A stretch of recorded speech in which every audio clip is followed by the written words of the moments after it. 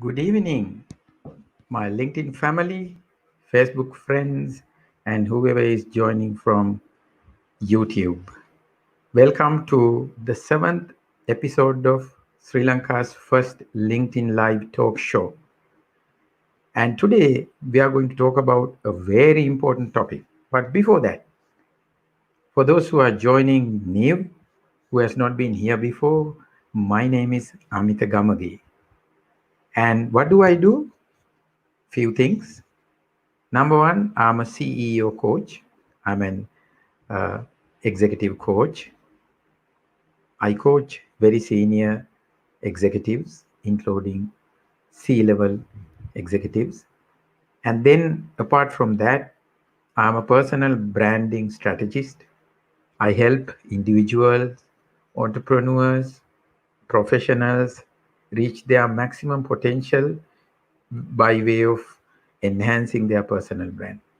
Apart from that, I'm a B2B sales specialist where I help organizations and their sales staff to improve, enhance their sales performance. Then, why did I start this show? Reason is I have a large number of network where we interact in a very productive manner with each other. Then I have a huge fan base on Facebook, then on YouTube. So I was thinking about how to add value. How do I create value for my network? Because my network is creating value for me. So as a result, I thought maybe I would start a live show, especially on LinkedIn. And this is Sri Lanka's first LinkedIn live talk show, as I told you earlier.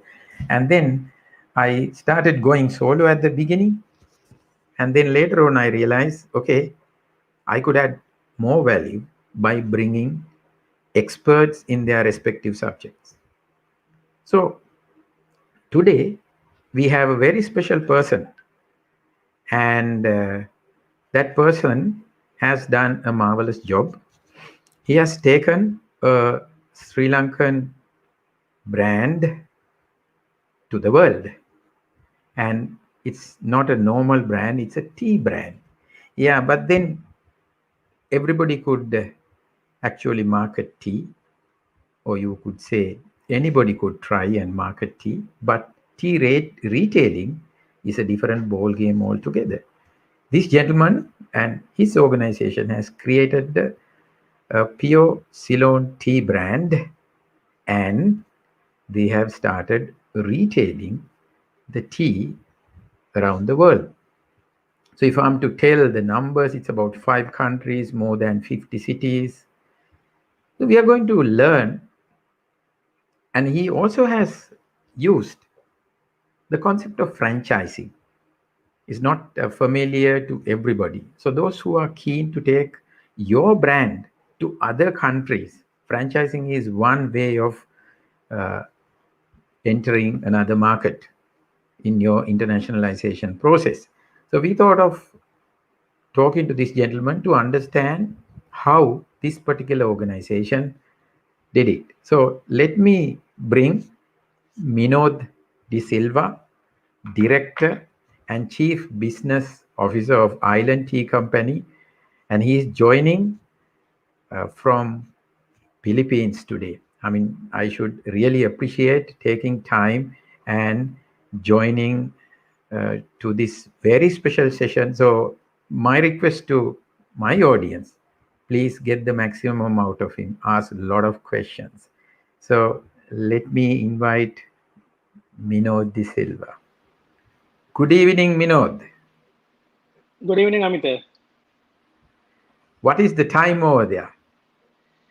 The time now is 11, 5 minutes past 11 in Philippines. Thank you so very much for that sacrifice. So you want to say hi to our audience joining from LinkedIn, Facebook, and YouTube. Good evening to everybody, and Amita, thanks for having me. And also, thanks for having Featured Island Tea Company in your program. And it's a pleasure to be part of your program. It's a first, and I think it's always good to be a part of something that's first. Yeah, and this is, and also to my audience over here, it's not going to be the last. I'm not going to let Minod simply go away like that. I'm going to catch him on another day, but we'll talk about it later. But then, to talk about, before we talk about Island Tea Company, I mean, Right. suddenly you are in Philippines, and then we are going to talk about it. Can you talk a little bit about your life? What's your specialization? You know, up to Island Tea Company. Your expertise, experience. Yeah, I think Amita, my career goes back to 2002. I think 18 years ago, I started with Elephant House. Started in a career which was very exciting in marketing and branding. I think it was a lovely opportunity that we got to be part of Elephant House during that time. I think from Elephant House, I think the foundation stones were laid for my career in marketing to take off. Then, after a brief stint in Elephant House, where we were recruited as trainee brand managers, there were four of us recruited, and I think they after completing the training program, I got opportunity to work in Serenco Insurance, Serenco Life, which was market leader in life insurance in 2004. So then, after 2 years with Selinco Life, I had opportunity to work with Nation Trust Bank in 2006, which I think was the time that the bank really took off in retail banking, and had a wonderful opportunity to be a part of the growth of Nations Trust Bank from 2006 to 2009. And from there, actually, I had a brief stint where I was in Dubai for about 2 years. And I came back, and then I was with the finance company for about almost close to 4 years, where it was under the restructuring program of central bank. And then moving on, I last appointment that I had was before coming to Philippines was with Richard Peters and Company, I think, better known as Apico to everyone in Sri Lanka. And I was actually heading marketing, corporate communications, public relations for the group. And I think the interesting experiences. I think my foundation for retail. I think later on we're going to discuss about retail. I think so. My foundation steps for retail, I think, happened with Apico, and I'm very grateful to the opportunity. And also, I had to mention our chairman before, Dr. Sene Adhige, I think shed a lot of light in terms of my entrepreneurial thinking. I think it was very significant point, especially stepping into becoming entrepreneur on my own. So since 2018, since leaving Rajat Paris, I ventured out here, and I think it was the time that I decided that to say goodbye to the corporate sector and make my way towards Philippines and enter this journey. I think almost 2 years ago, and never looked back since. Okay, that's interesting. So, if I really look at and talk about it, your entire background has been marketing. Yeah. So, a Very much, marketer very turned much. into a yeah, marketer turned into a global entrepreneur, international entrepreneur. Yeah. Yeah. So, the next Let's, we are question. So, trying. yeah. Okay. So let's look at a few of our friends here. Okay. Hi, Rakulan. We have Hamid joining us from LinkedIn, and then a few other friends, Upul, and then we have Komodo, Viraj. All of them are from LinkedIn. Kitsiri, Damit.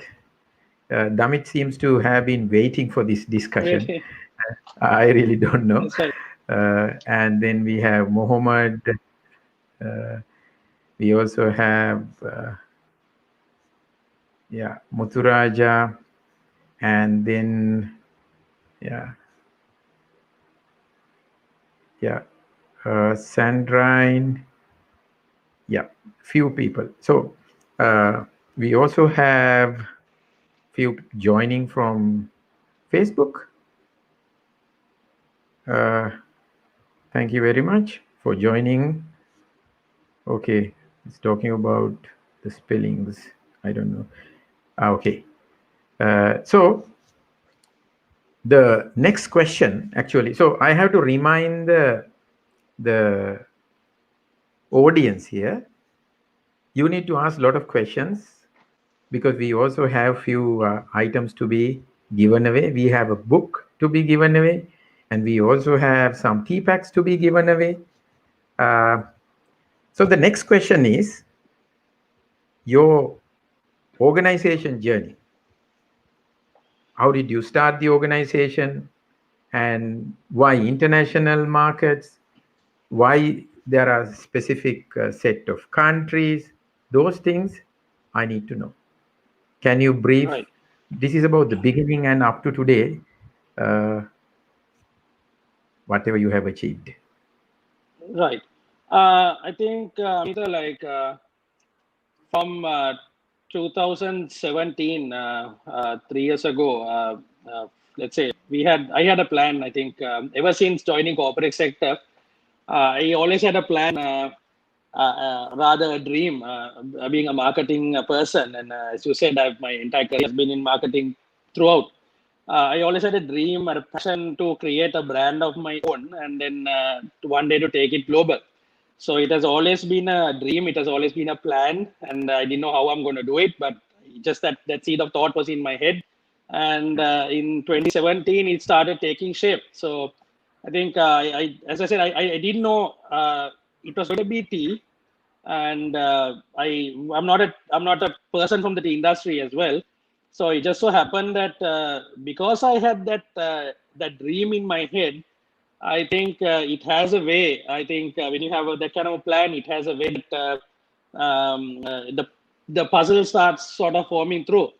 And I think around 2016 to Yeah, 17, I happened to meet people, happened to talk to a lot of people, and trying to understand what is this, how am I going to realize my dream of starting my own brand and taking it out yeah, of the country.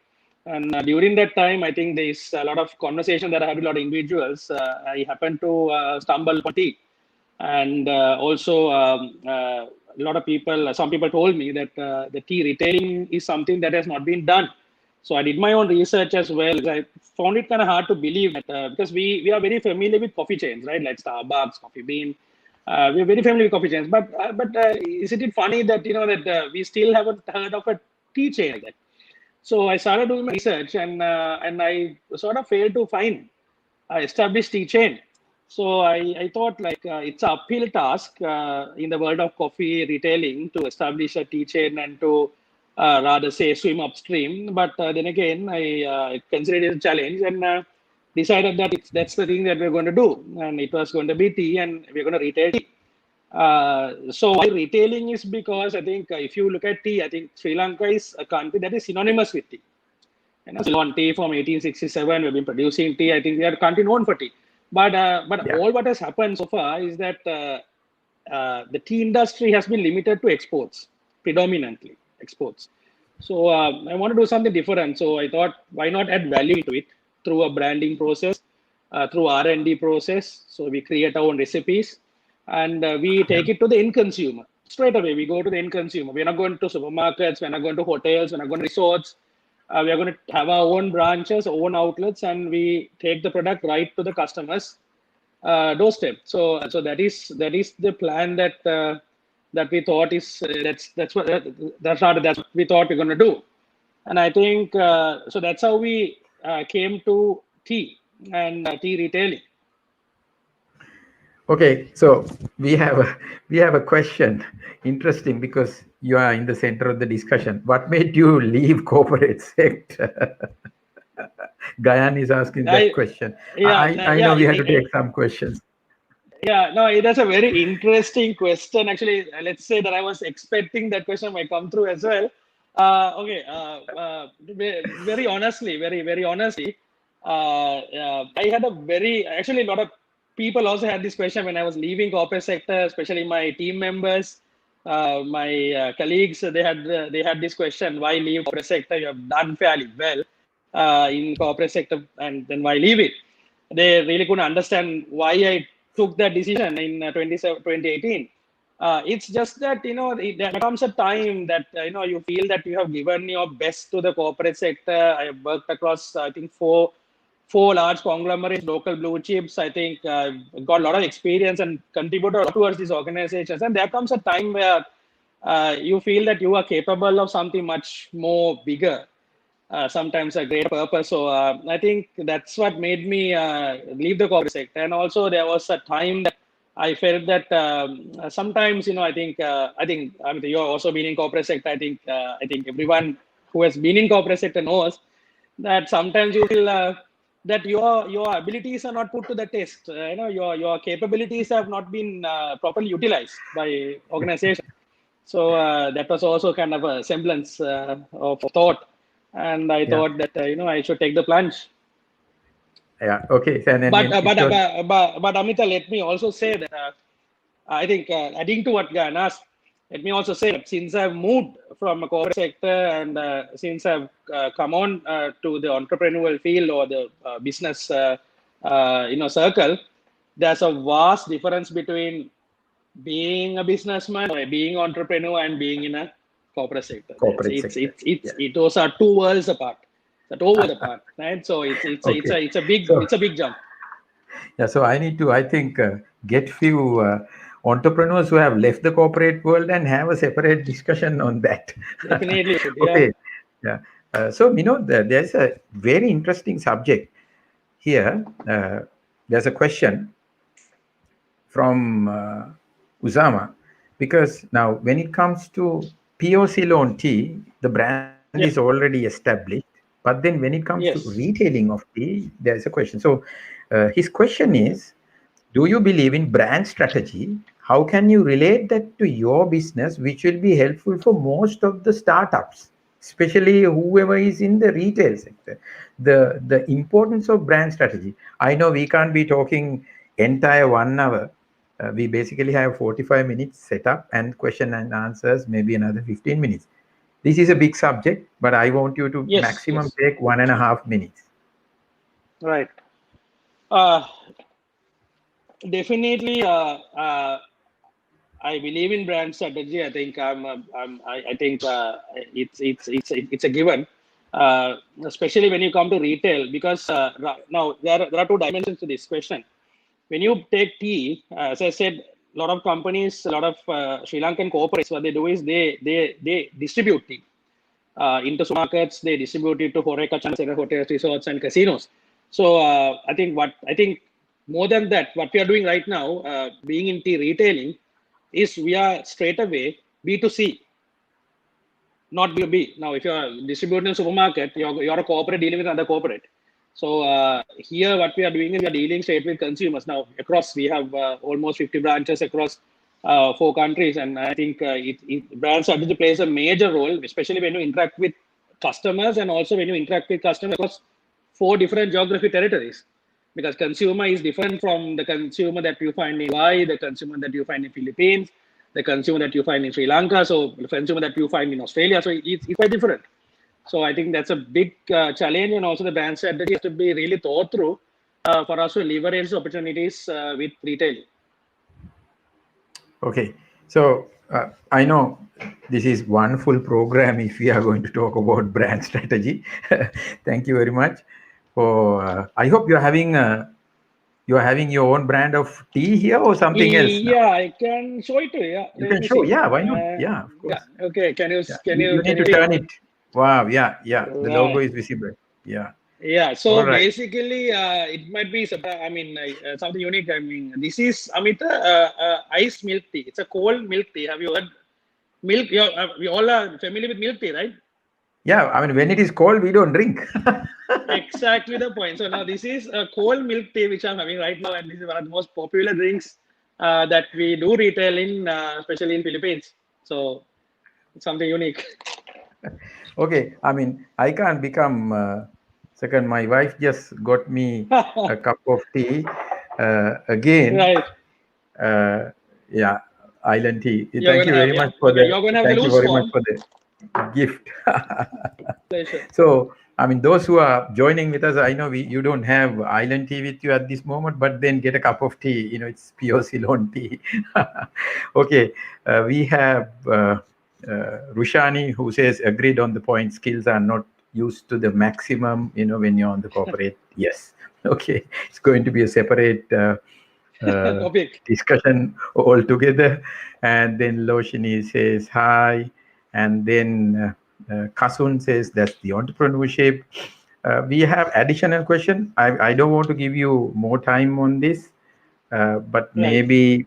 maybe few seconds. How did you recruit your team at the start? This is a startup question, not a tea question though. Whether it was challenging. You want me to take that question? Yeah, take the question. Maybe Yeah. 1 minute. Was it Yeah. challenging?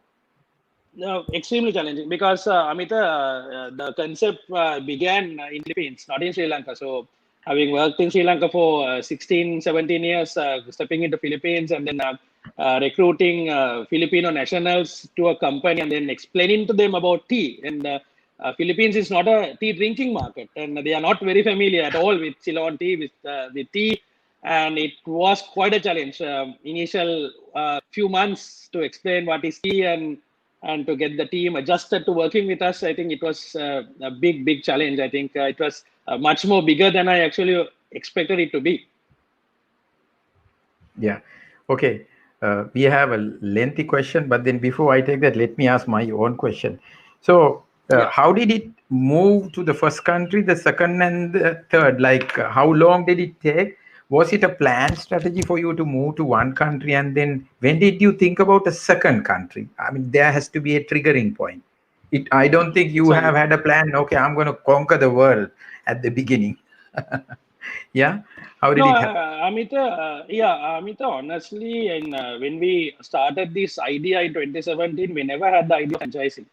And I think when we started the first couple of branches in Philippines, there was a consulting arm which is called Francorp. I think they are one of the leading franchise consultants global, and they also headquartered. They also have office in Philippines, and they actually called me one day. I was sitting in our own branch, having a cup of tea. I still remember, and then I got a call, and they were one of these executives from this company. They were calling me and said they visited our branch in one of our branches in Philippines, and they liked the concept, and they said that we should consider franchising.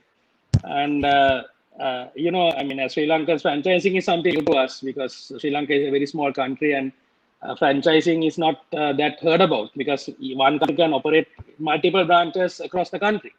So Yeah. without any challenge. So I think it's different to bigger countries like this because the geography is very big, it's very vast.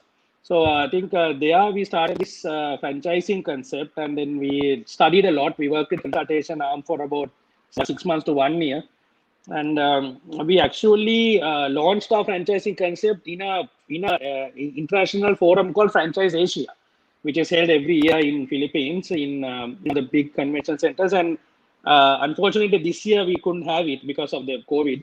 And I think so. We launched it there in 2018, and then it just took off because we had a lot of inquiries, and it was a unique concept. So a lot of people wanted to take it over.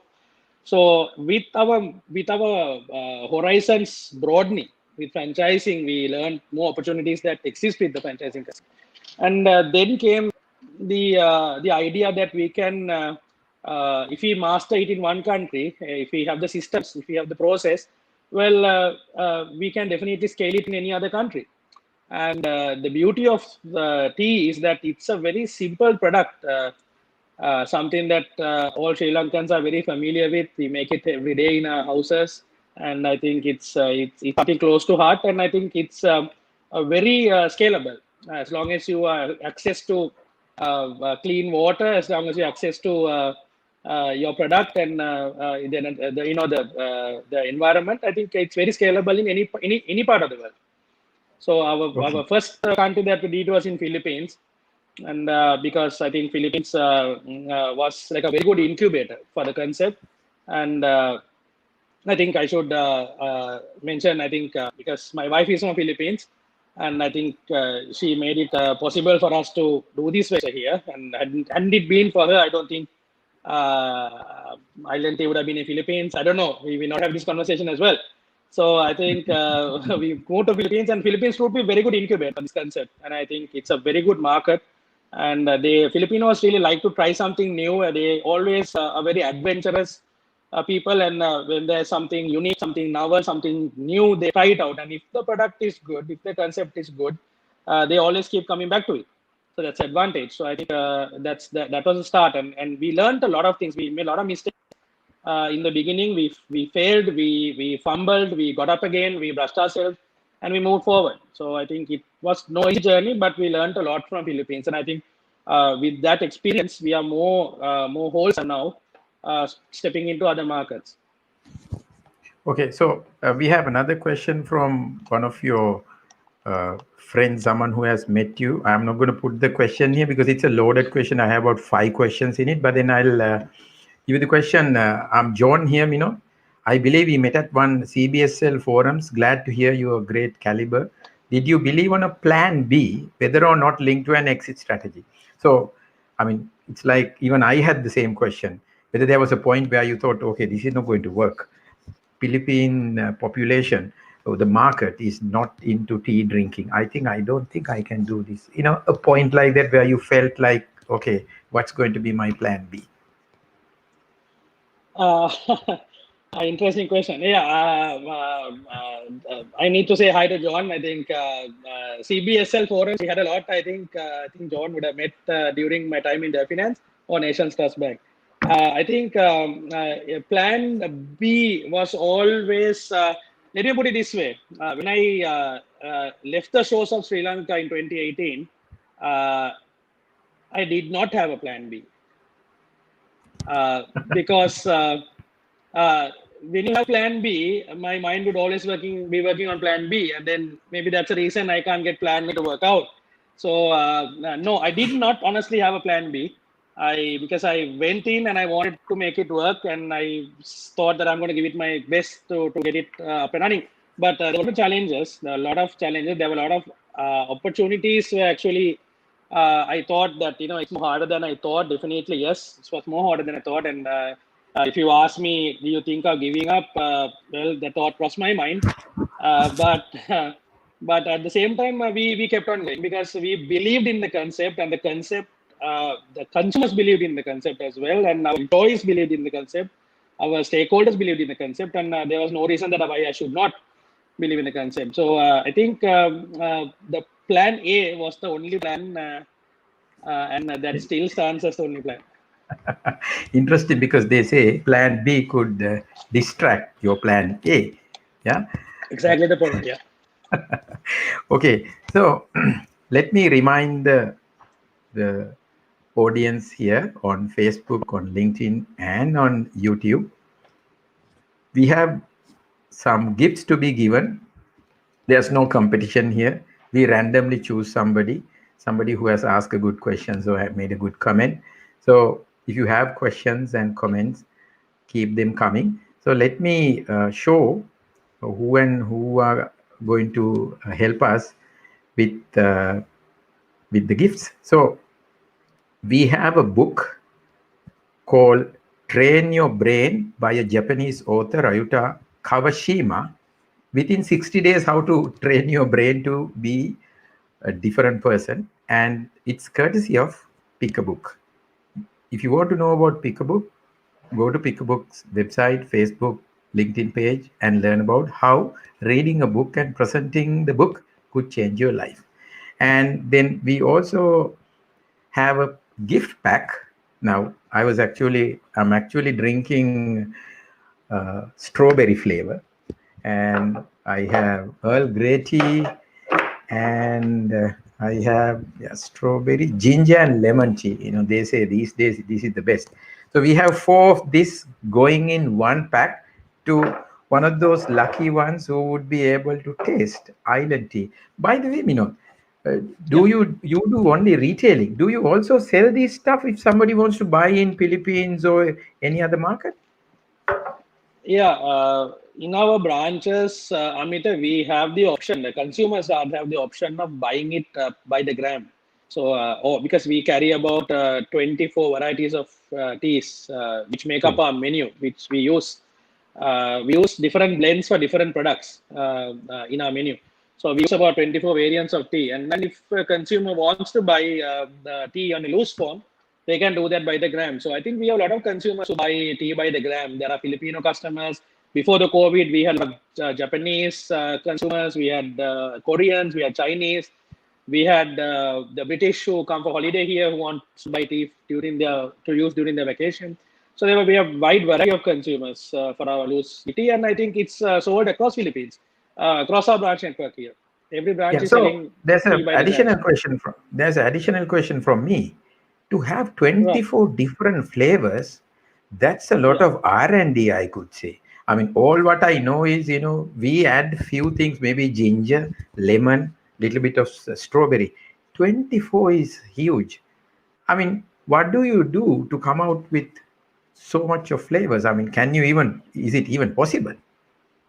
Actually, Amita, when we started off, we I think carried more than 40 plus varieties of lines when we started in 2017, the first branch, and then we did a lot of we did a lot of study, and we looked at a lot of products that were popular and to the palate of Filipinos.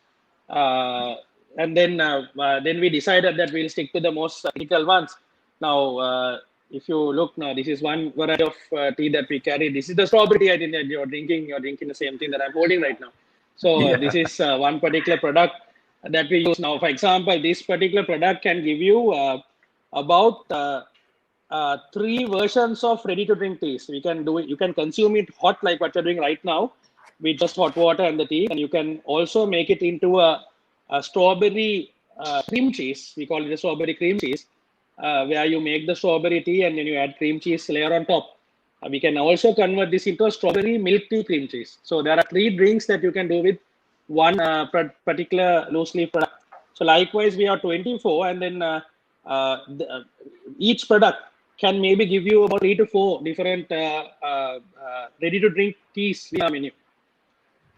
And amazing. we I mean, constantly do a lot of R&D. We actually do a lot of flavor testing. We look at the drinks, tea drinks that are trending globally, and we try to make it with Ceylon tea. So there are a lot of new flavors that we introduce regular basis. So we have a very good team in our branches who experiment with tea, and we try different versions of tea mixes, and then we come up with the best, and then we introduce into the market. So very recently, I think we introduced about three varieties, I think, three new varieties of ready to drink teas.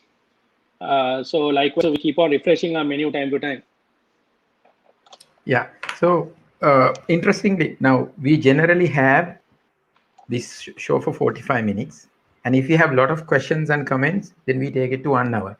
And I can tell you Right. today, 1 hour will not be enough, but then we'll have to stop at 1 hour. There's so much of comments and questions. So I need to ask you this. Now, we couldn't talk about the rest of the journey of Island Tea Company.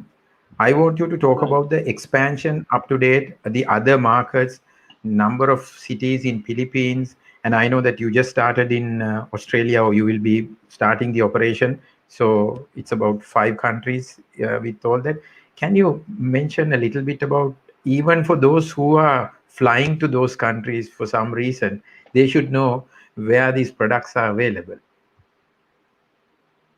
Yeah, I think Amit, like in Philippines, we I think we do around 7 to 8 regions, and in each of these regions, we sometimes have multiple branches. And we during the pandemic, we did open in Dubai, and there is a growth plan that we have set in Dubai, and then we have offices in Qatar as well. Then we have in Philippines. We have recently set up office in Australia as well. So we in Dubai, I think there's a plan to open multiple branches. I think the COVID happened in 2020 on a particular time that we were ready to take off, and we had a wonderful 2019, and we increased from say 5 branches, we moved it up to almost 30 branches within 2019. So we did a lot of hard work in 2019. 2020 was just about to take off when COVID happened, and I mean, like many other industries, many other companies, it was a setback for us, and we had to start postponing our plans that we had. But even during the pandemic, I think we still continued to open branches in Philippines. We, I think, opened about 4 to 5 new branches during the pandemic. Even maybe in another 2 weeks' time, we'll be opening some more new branches in Manila as well. And in Qatar, we are opening. Our construction is almost at the latter stages. I think we have a little bit more to do, and then we'll be opening Qatar as well. And Australia, we embarked on the journey during the pandemic, and with a lot of hard work, we have set up our operations there right now, and we are looking to open Australia in as early as first quarter 2021. And if everything goes well, by about January, we should be opening in Australia. And then we're also working on New Zealand right now. So we hopefully that we will be able to open in New Zealand as well, maybe late part of first quarter 2021. So that's our plan as of the moment. Then we have also set plans for 2021 to move towards the say the United States, but we all have to see how the COVID pans out. I think that will be a great determining factor, I suppose, on our growth plans. I mean, not only for us, for any other company or brand as well. So, but that's the plan. Yeah. So I have a question, and then I will connect with one of the audience question. Right. It talks about this is from Shashika Dilshan. How did you plan to adapt the brand to the Philippines and other countries? Being an international market, like each country, the question goes like whether you are selling a standardized version of your product or whether you are customizing to suit each. Now that is when each market. Now that could be the taste. What about the brand? How do people take the brand? Do you have to do changes, or you are taking the same brand across many countries? Yeah, no, we take the same brand across all the countries. There is no change. The only change would be that we sometimes need to create some products which may be local favorites of those countries. We might have to do certain new products that will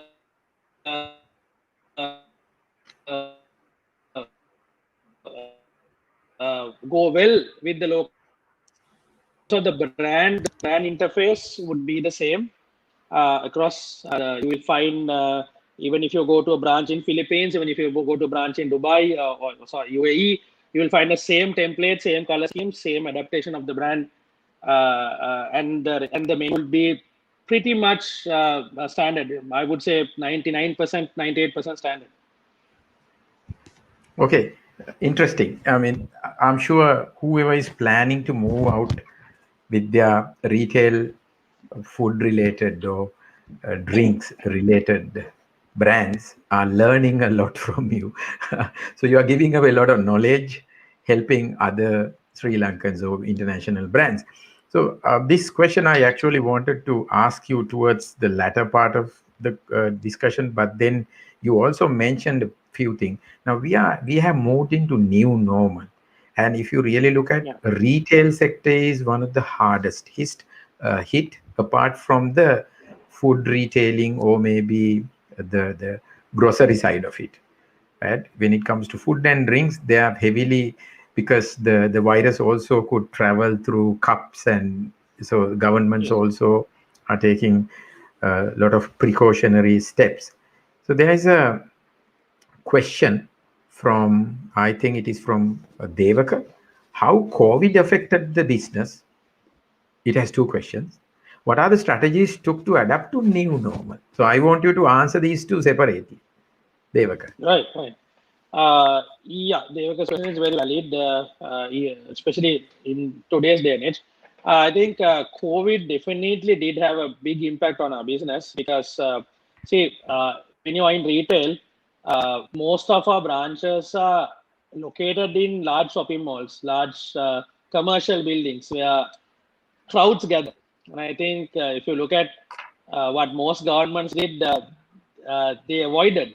They wanted to isolate people. They wanted social distancing, and then the very places that people would avoid when it comes to a pandemic is exactly those popular shopping malls, shopping destinations, as well as commercial buildings. So there you have a situation where we have our branches in those places that people start avoiding. So it was a big hit when it did happen. But we went into complete lockdown in Philippines as well as in Dubai, if I'm not mistaken, around beginning of April.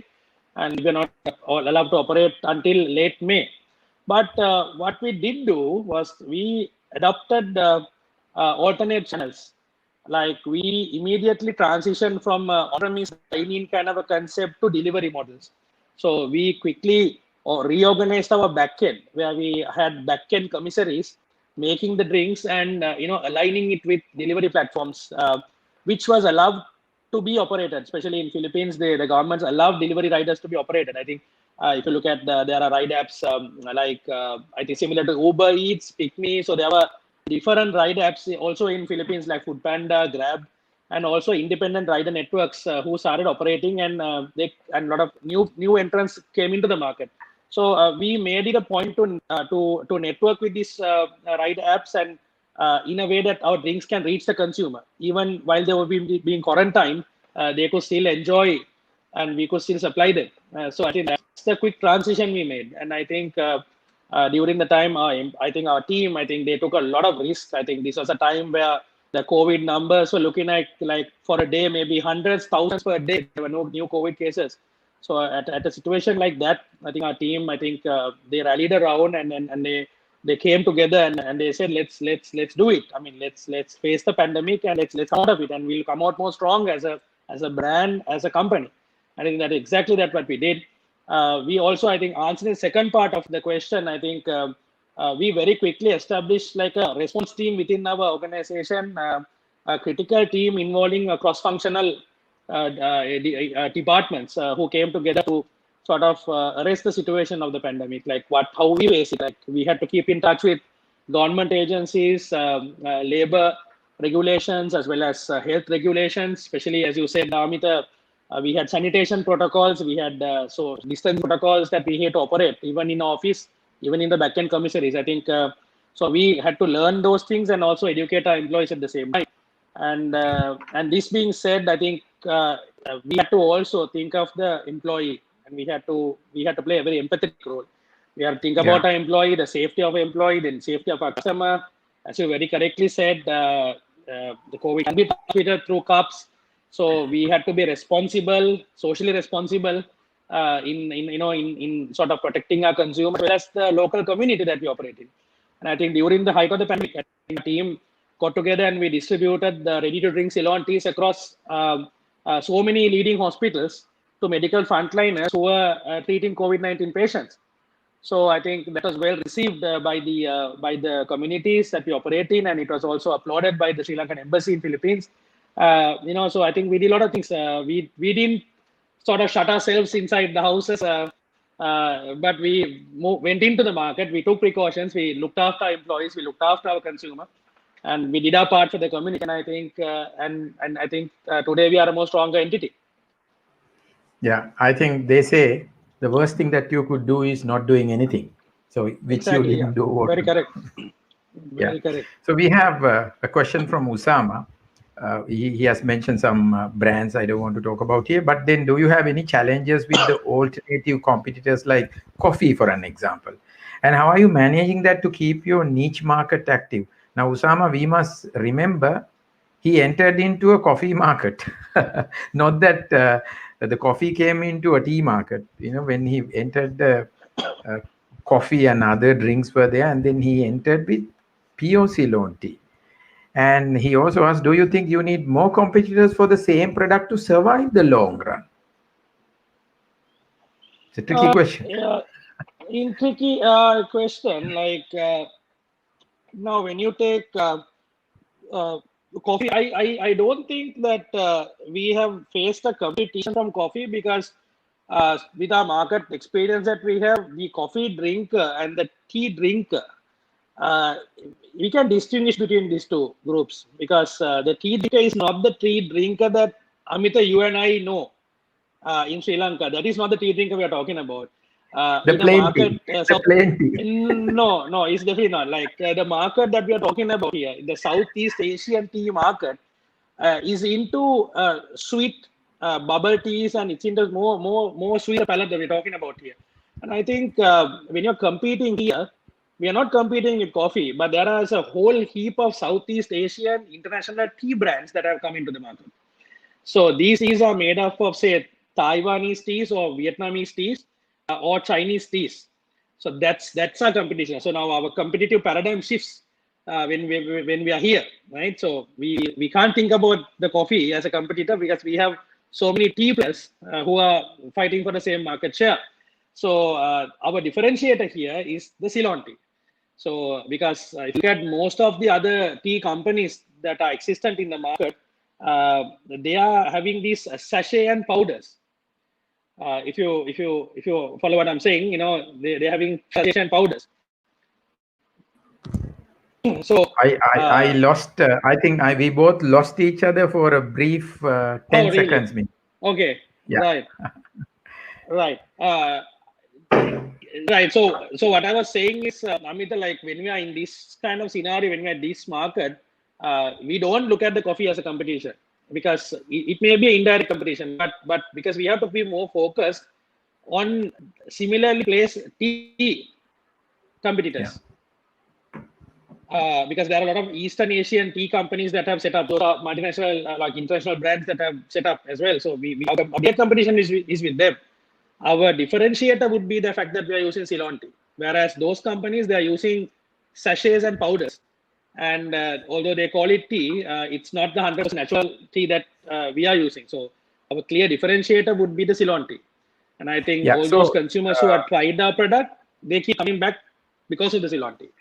yeah. So the Rushani has a question. She says, "Do you also face a high competition with cheap tea coming from India and Kenya? How do you handle it?" Rushani's question is like this: India and Kenyan teas are not in the market that we operate in. The market that we operate in as an influx of Taiwanese teas. So there are a lot of companies that are based from Korea and Taiwan. They also retail tea, but again, it's not the tea that we are familiar with. So these are more into powders and sachets. It's more like processed teas, which are like mixed with water, and it's mixed with sugary thing. So I think that's the biggest challenge that we have, like to compete with this market. And the challenge is that the local palettes have been set for those teas. So we have a daunting task of letting them try the Ceylon tea and then getting them to switch. But what we have been able to do successfully is that those consumers who try the Ceylon tea, who have tried our products, they always keep coming back. So I think that's the strongest advantage that we have, because we have a very lovely product, which we agree is the arguably the best in the world. So we have the advantage, and we are using it to our advantage. Now, I had to vouch for it now because I'm tasting the strawberry tea at the moment. Yeah, so Kasun Siambalagoda has a question. Uh, what's your positioning strategy? I think you answered it, but then let it be very clear. The position strategy, like basically, we try to cater to the masses, because we are. I think someone said that it's a niche product. No, it's not a niche product. Actually, what we are trying to do here is we are trying to take a very good quality product like Ceylon tea, retail it, organize it in a concept where it can be retail to the masses.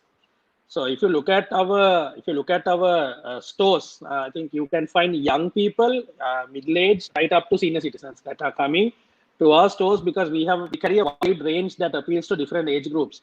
So I think our positioning has been on the lines of reality, authenticity, naturality, because that is what we are fighting here against. Because our market share fight is amongst Taiwanese and as well as Korean influenced teas, which are not natural, which are not 100% natural. So our positioning is basically uh, say no to powders and sachets and say yes to 100% natural tea. I think that's the positioning that we take up. So we try to inculcate in this market. We try to nurture the fact that Island Tea is the only company that serves you the real tea, the authentic tea. Okay, so there's a very good question that I need to ask you. I hear that you have used franchising as one of Yeah. your key strategies, right? Why franchising? I mean, there will be a lot of uh, audience out there who wants to learn from this. Even I'm going to learn from you. Why franchising? Well, it's franchising is a strategy that we adopt for growth because, especially when you're operating in large markets, geographic territories like Philippines, and if you're going to Australia, if you're going to say different markets in Europe or USA, franchising is a concept that we need to embrace for growth because it's very difficult for one company to operate multiple branches, manage manpower, manage costs, manage efficiencies, and sort of do it right across remote destinations. So I think the franchising concept helps us to grow the brand, and we can grow very fast with the concept. And also, we are franchising with individuals. We are also franchising with corporates, and all these people, they believe in this concept. They believe in our product, and they believe the ROI that they can create from our concept. So I think, and also when you franchise, they take ownership of the branch, or they take ownership of the product in their own store, in their own region. So I think that has been very successful. It has also been challenging, but it has also been very successful as well. So right now, I think we are going into a different evolved stage of franchising. We are now right now moving into regional franchises. We are moving into master franchises.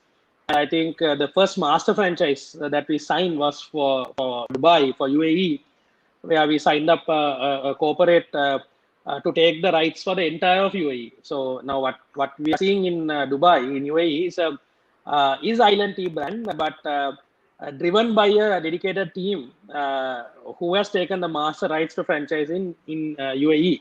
So their efforts is what we are going to see in Dubai. And if there are any listeners in Dubai, if they visit our branches there, so I think you will see that experience of island taste created by a different company in UAE under the master franchising program. Okay, so Kiribaharan is asking who is franchising in Dubai. I think Kiribaharan should visit one of the outlets and find out. That's an interesting question. Uh, I have a question. I mean, so Minod, you started in Philippines and you have disappointed Sri Lankan consumers. Am I right or wrong? Well, you're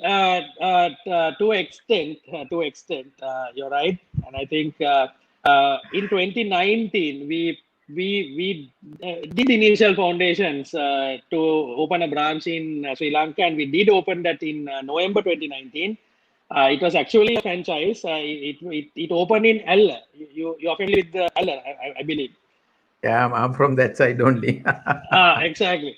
So Ella, we opened a large branch, actually quite a massive, about 200 square meters, and it was offered under a franchise. And unfortunately, Amit, at the point of taking off, I think the COVID stuck, and then with the tourism taking a larger hit from this pandemic, and I think we had to temporarily close down the operations in the branch in Ella. But we are right now these days working with our same business partner. We are working with them to reopen Ella, as well as to open a new branch in Naval. So I think that's Wow. the. I really hope that we can open the branch in Naval soon as we can. I think if the COVID settles down, I think that's one of the first things that we're going to do. And Okay. hopefully, we will see a branch in Navala coming up very soon, and Ella reopening as well. Okay, we have 5 6 minutes, so we need to pick and choose the questions. So, Right.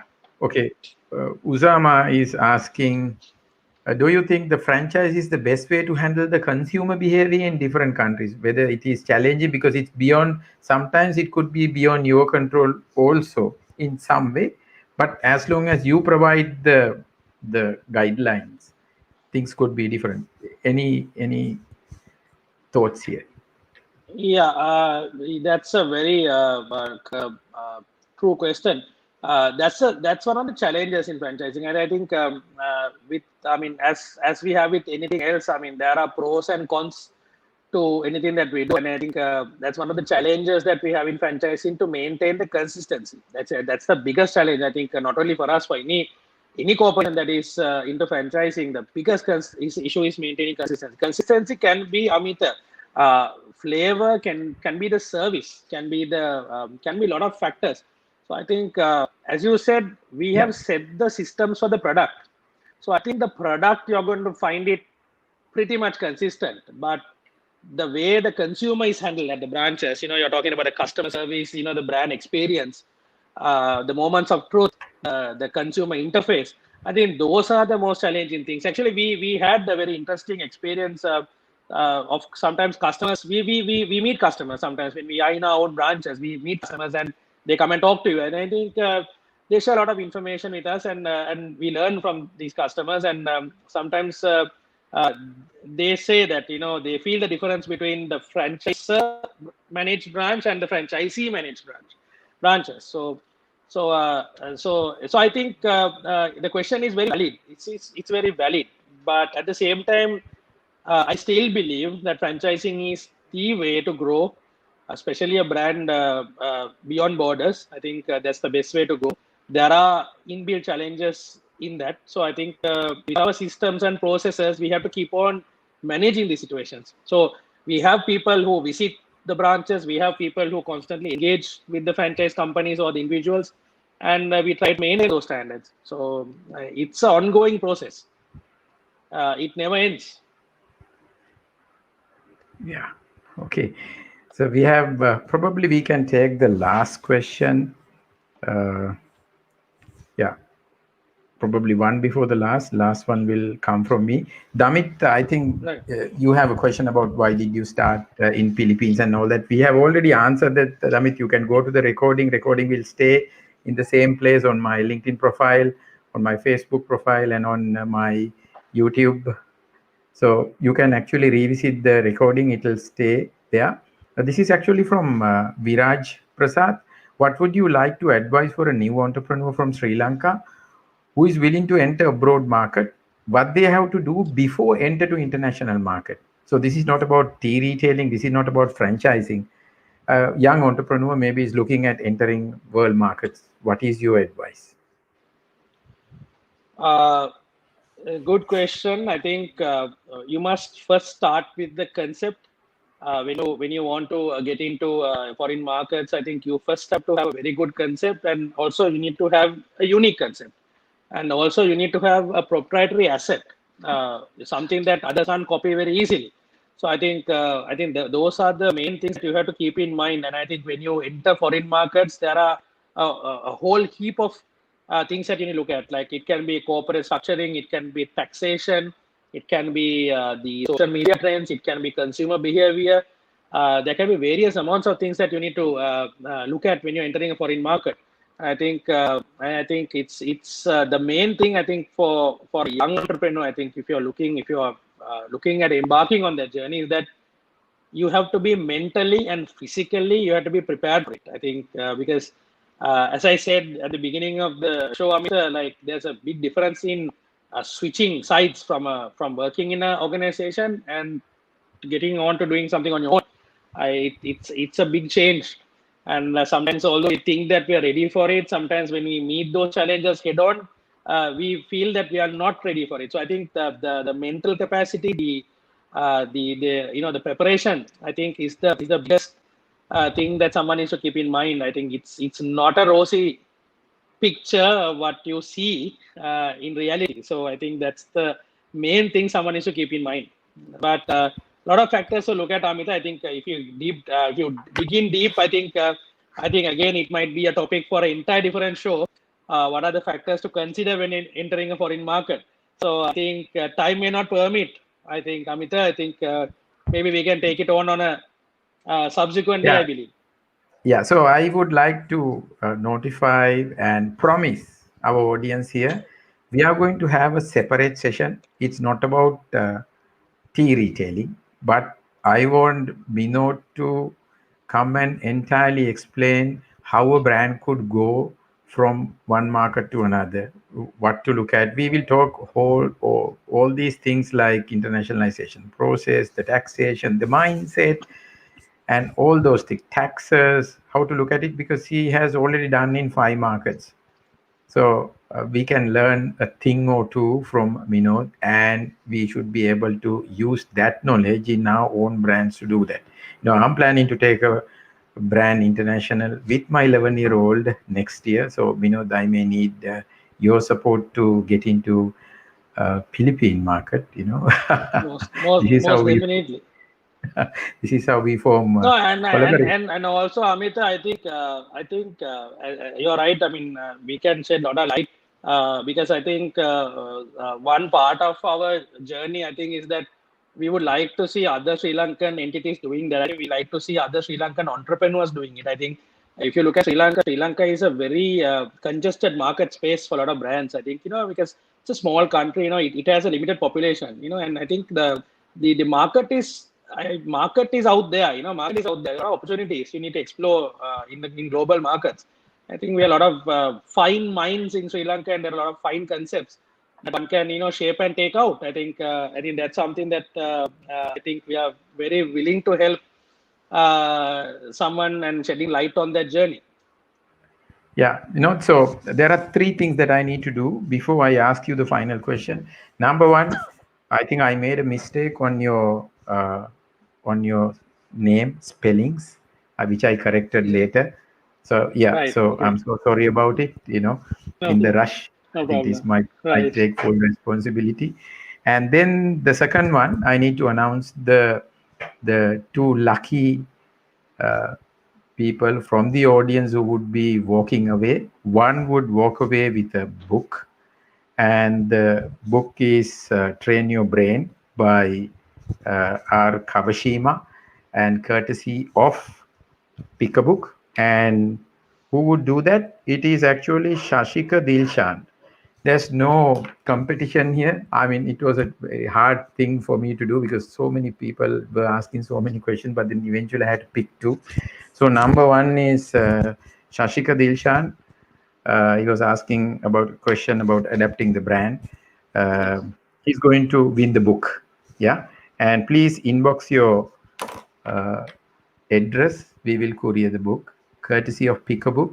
Don't forget to visit their website, Facebook, Instagram, LinkedIn, whatnot.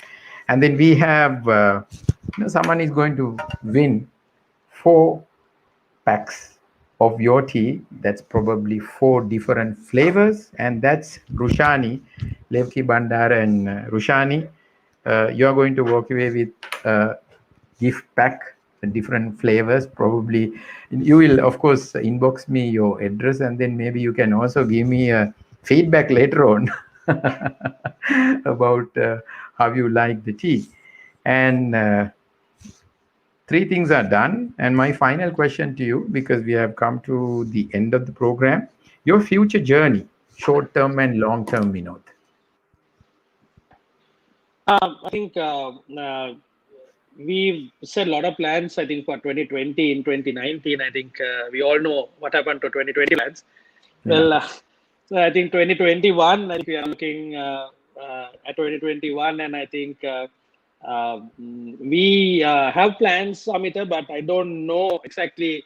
A lot of uncertainty is still there. I think given the stage in where we are right now, but if all goes well, I think our plan is to open in Australia as I said, by January, and then New Zealand will follow. And I think we are making steps towards entering the markets in USA as well as Singapore and as well as Hong Kong. So we have kept plans online, and I think we also hope to explore the opportunities in UK as well. So I think we have a lot of plans, and I think we failed to do in 2020, but uh, I think uh, uh, I think we have ended 2020 reasonably well. I mean, given the circumstances, I think we consider ourselves very lucky to have ended 2020 the way we are going to end 2020. And I think 2021 we are looking forward to taking the brand to at least 3 to 4 more new destinations.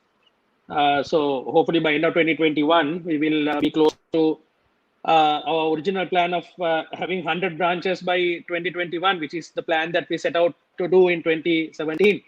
So I think hopefully we are going to get there. All right. So, I mean, I wish Island Tea Company and your team all the best, and we hope that you would become very successful. We are very proud that the Sri Lankan tea brand is doing tea retailing and then taking very extreme internationalization process of franchising. It's amazing. Right? So I'm sure you are teaching everyone something very valuable when it comes to franchising and tea retailing. So Minod, thank you so very much for joining with us. And I promise the audience, if your time is all right, somewhere in January, maybe mid or end, we will have another session about how to conquer international markets. We want you to come and share your knowledge with the other young budding experienced brands and entrepreneurs here. Thank you very much, and we would like to see you with another program. And I would like to ask the audience, please make sure to come and get connected with me on LinkedIn and on Facebook. Of course, Facebook, I have reached my maximum connection, but then you can always go to Amita Gamage YouTube channel, and then you can watch all 7 episodes, including this. By now, this has already gone and hit YouTube. So, thank you very much and stay safe. Thank you, Amir. Thank you.